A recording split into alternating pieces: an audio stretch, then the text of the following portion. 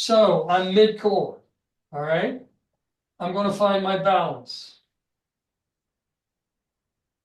And if I find my balance is going to be right behind the balls of the feet, forward of the center of the arches. Move down. I want to make sure you can see this, where my feet are. So I'm standing on an alignment stick. I feel just behind the balls of the feet, forward of the center of the arches, and I go into my setup, everything together as a mid-core, and I stand tall and I'm square. Add knee flex and I'm square.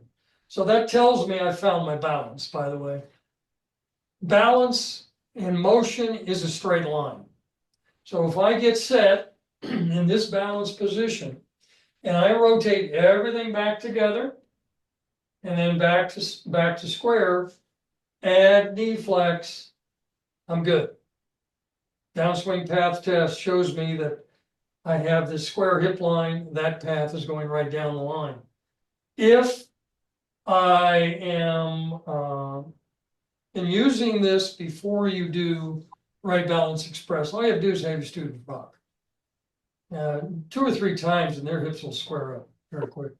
So now I'm going to move this alignment stick back more toward the center, not quite on the center of the arches, but back further than I was. Okay, I'm still square here, still square here. Everything get into my setup. Everything goes back together. And I can feel restriction in my backswing now, which is basically a couple of things happen. My right hip just rose. It will always rise when you have an open hip line. And when I come back to square, look where my hips are. So that is simply by moving my balance to the wrong position. I'm going to go back to where I was, right behind the balls of the feet.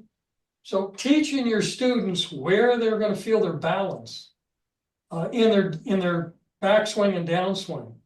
Some, I know Jim Suddy, dear friend, Dr. Jim Suddy, and trying to remember one of my favorite teachers in Europe, talked about loading the trail heel. We've discussed that in some of our training. Loading the trail heel, I believe, was because they're working on an open hip line. You load that trail heel, it's going to change things in the downswing. So your average player is going to have an open hip line, and that will work. Think about the golf swing now as a straight line of balance. So I'm getting into my setup. I turn back, straight line, and have your students feel. Notice what you feel in that alignment stick in the backswing.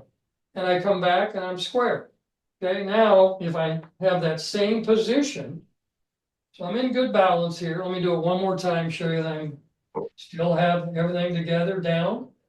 Rotate my shoulders, everything back together, and I come back and I'm square. This time I'm going to load my trail heel. Get everything together, load back in the trail heel. I'm stuck in my rotation. I can feel that. I know I'm going to be open when I come back to square. So showing your students the changes in balance that will be created, please try this on your own. It's simple, it's cheap. Go to Lowe's, buy these now. I think they've increased in price since I used to buy 20, 30 at a time. You want to go to a pro shop and pay $15 or $20, but go to Lowe's and pay 2 or 3 and you got it. So understanding balance and balance being a straight line is part of the protocol as we move forward. It'll be part of, if you want to introduce it, I think introducing the power spots and sequencing of motion is a lot for a student.